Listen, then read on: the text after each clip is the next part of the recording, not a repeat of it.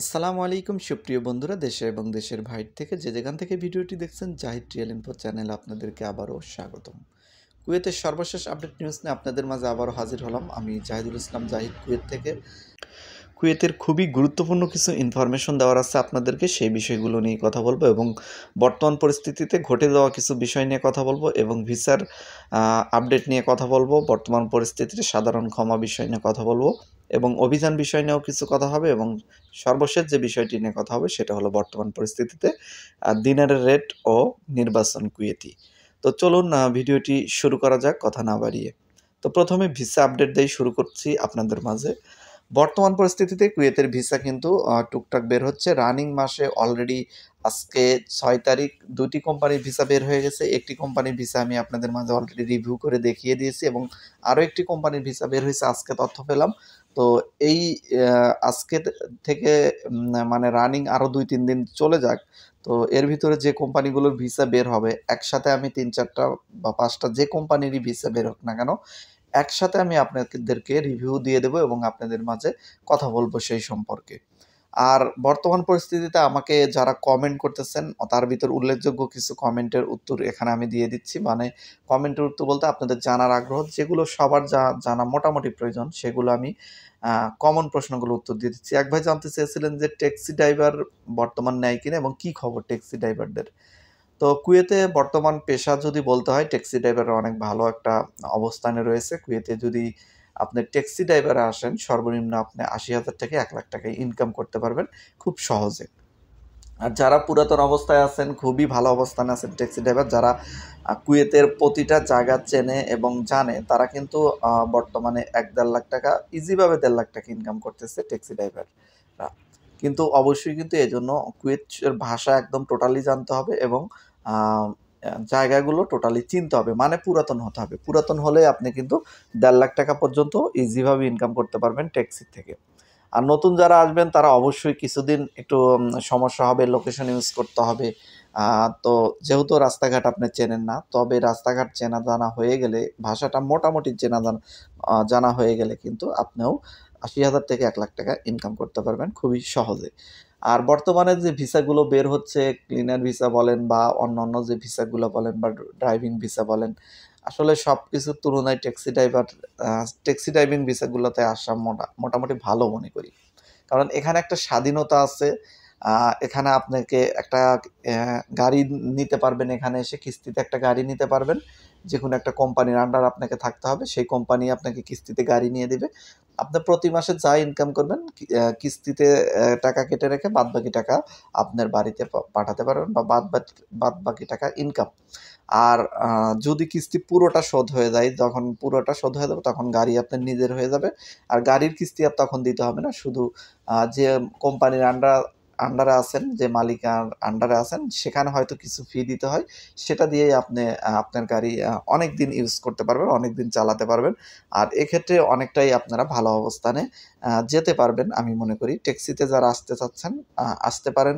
মোটামুটি ভিসা টুকটাক বের হচ্ছে। যদি আপনার পরিচিত কেউ ট্যাক্সিতে থেকে থাকে, তাহলে কিন্তু তার মাধ্যমে আপনারা ট্যাক্সিতে আসার চেষ্টা করতে পারেন কুয়েতে। তো এই ছিল ট্যাক্সি সম্পর্কে যারা জানতে চাচ্ছেন তাদেরকে জানিয়ে দিলাম যে ট্যাক্সি ড্রাইভারদের বর্তমান পরিস্থিতি কী কুয়েতের, সেটাই আমি বলে দিলাম। তো তারপরে ভিসা আপডেটে আরও কিছু গুরুত্বপূর্ণ নিউজ আছে। 5 স্টার হোটেল সম্পর্কে জানতে চেয়েছেন যে 5 স্টার হোটেল কবে ভিসা বের হবে? এখন পর্যন্ত এটা নিশ্চিত বলা যাচ্ছে না কবে থেকে খোলা হবে। রেস্টুরেন্ট এবং বিশেষ করে মার্কেটের ভিসা সম্পর্কে বলেছিলেন, অনেকেই জানতে চেয়েছিলেন। রেস্টুরেন্ট এবং মার্কেটের ভিসা কিন্তু খোলা আছে, বের হচ্ছে, টুকটাক বের হচ্ছে। তবে সামনে আরও বেশি বের হওয়ার সম্ভাবনা আছে। বিশেষ করে দোকানের ভিসাগুলো, রেস্টুরেন্ট ভিসাগুলো বেশি বের হওয়ার সম্ভাবনা আছে। এরপরে আরও প্রশ্ন এসেছিল মাতামের ভিসা নিয়ে। তো মাতামের ভিসা নিয়ে এক ভাই প্রশ্ন করেছেন যে, ভাই মাতামের ভিসায় বর্তমান পরিস্থিতিতে ১৬০ কেডি স্যালারিতে যাওয়া যাবে কিনা? জি ভাই, আপনি ১৬০ কেডি স্যালারি কিন্তু কুয়েতের একটা ভালো একটা স্যালারি, খুব একটা খারাপ স্যালারি না। তো যার কারণে আপনি ১৬০ কেডি বা ১৫০ কেডি বা ১১০ থেকে ১২০ কেডি অনেক সময় অনেকেই চলে আসতেছেন। তো আসার আগে একটি বিষয় আপনাদের পরামর্শ দেব, যদি ডেলিভারি বয়ে আসতে চান তাহলে অবশ্যই প্রাইভেট কার ডেলিভারি বয়ে আসেন। সেক্ষেত্রে আপনি কাজ করে এখানে শান্তি পাবেন মোটামুটি।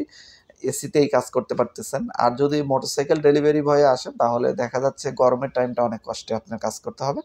যদিও শীতের টাইমটা ভালোভাবেই কাজ করতে পারেন। বছরে দেখা যাচ্ছে যে এখানে ৪ মাস গরম থাকে, ৩ থেকে ৪ মাসই আপনাকে কষ্ট করতে হবে। আর বছরে দেখা যাচ্ছে যে বেশিরভাগই টাইমে শীত থাকে, যেমন ৬ থেকে ৭ মাস ৮ মাস শীত থাকে। মানে শীত থাকে হতেছে ৪-৫ মাস, মাঝামাঝি যে একটা আবহাওয়া থাকে সেই আবহাওয়াটা ২ থেকে ৩ মাস থাকে, যেটা গরমও না আবার শীতও না। তো আশা করি বুঝতে পেরেছেন। এছাড়া আরও একটি বিষয় নিয়ে প্রশ্ন করেছেন আপনারা, সেটা হলো মাজরা ভিসা বা কৃষি ভিসা। ভাই কৃষি ভিসা কিন্তু গত মাসেও কিছু ভিসা বের হয়েছে, এখন পর্যন্ত রানিং মাসে ৬ দিন চলে গেল, এখন পর্যন্ত কোনো কৃষি ভিসা কিন্তু বের হয়নি। আর যেহেতু সামনে অনেক গরম পড়তেছে আর গরম পড়া কুয়েতে শুরু হয়ে গেছে, আজকে প্রায় ৩৫ ডিগ্রি সেলসিয়াস তাপমাত্রা হয়ে গেছে, বোঝেন তাহলে বাংলাদেশের চাইতে অলরেডি বেশি গরম পড়ে গেছে। তো যাই হোক, তো যার কারণে কিন্তু গরমের টাইমে কিন্তু কৃষি ভিসাগুলো কম বের হয়, যদিও বন্ধ থাকে না, বের হয় খুবই কম। তো দেখা যাচ্ছে যে গরমের টাইমে এখানে চাষাবাদ খুবই কম হয়, মানে হয় না বললেই চলে, গরমের টাইমে তেমন কিছু হয় না। ওই দেখা যাচ্ছে শীতের টাইমেই এখানে চাষাবাদ করা হয়, আর গরমের টাইমে হয়তো কৃষি যে ভিসার এখানে ক্যাটাগরি আছে, তো কৃষি খাতে তো খালি চাষাবাদ করা হয় না, যেমন পশু লালন পালন, এটাও তো গরমের টাইমে হয়, শীতের টাইমে হয়, এখানে ভিসা হয় গরমের টাইমে। তারপরে গ্রিন হাউসে যারা চাষাবাদ করেন সেখানেও কিছু ভিসা হয়ে থাকে, তাদের লোক শর্ট থাকলে ভিসা কিন্তু বের হয়। তো এই ছিল সর্বশেষ কৃষি ভিসার আপডেট। তো ভিসা সংক্রান্ত যদি আরও কোনো বিষয় যদি আপনাদের জানার থাকেন অবশ্যই প্রশ্ন করবেন। আর ক্লিনার ভিসা সম্পর্কে কমন যে বিষয়গুলো বলে, বড় বড় যে কোম্পানিগুলো আছে, ক্লিনার বলেন, আল ফয়সাল বলেন, তানজিবকো বলেন, পিসাইড বলেন, আব্দুল হামিদ বলেন, ন্যাশনাল বলেন, জিএম, ওয়েলাল নসিব, মানে এই উল্লেখযোগ্য যে কোম্পানিগুলো আছে, তো এই গুলোর নাম ধরে কিন্তু আপনারা প্রতিনিয়ত আমাকে কমেন্ট করে যাচ্ছেন। দেখা যাচ্ছে এত বেশি কমেন্ট করেন এই কোম্পানিগুলোর নাম ধরে, যেখানে প্রতিটা ভিডিওই যদি এই কোম্পানির নাম ধরে তৈরি করা হয়, দেখা যাচ্ছে এই 10 মিনিট হয়ে যায়।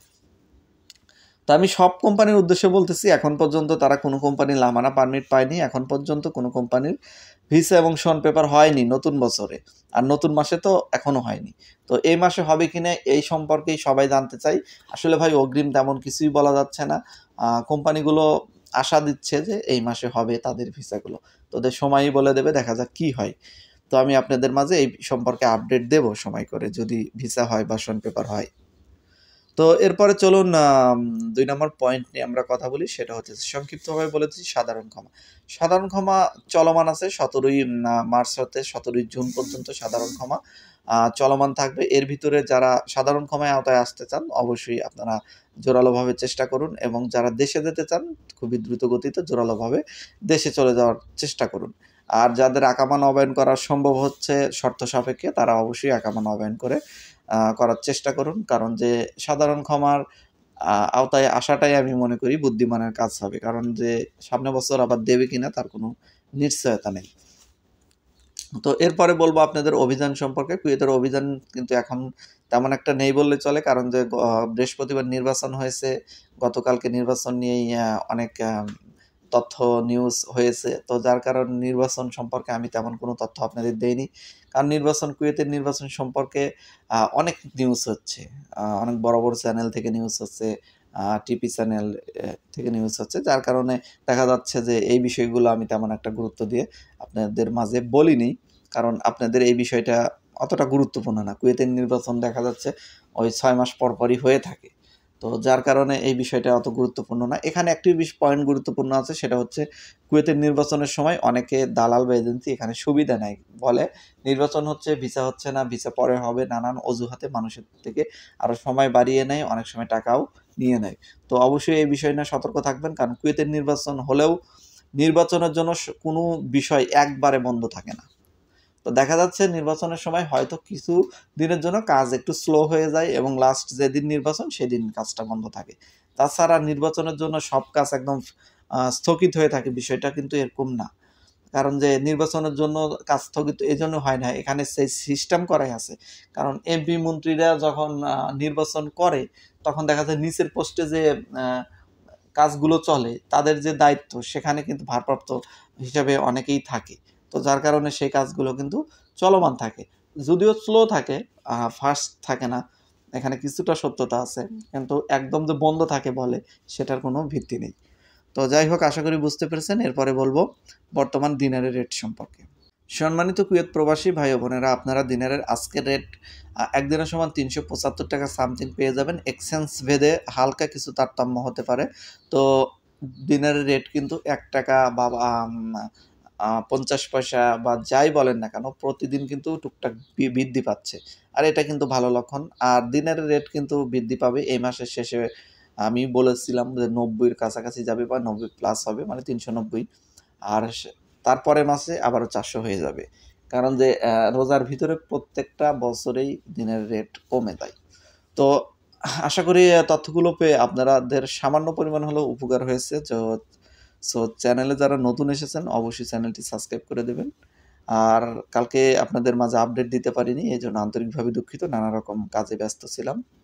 ইফতার মাহফিল নিয়ে ব্যস্ত ছিলাম। তো যাই হোক, আপনারা সবাই ভালো থাকবেন। আজকের মতো এখানেই বিদায় নিচ্ছি। দোয়া রাখবেন আমার জন্য। আপনাদের জন্য দোয়া এবং শুভকামনা রইল।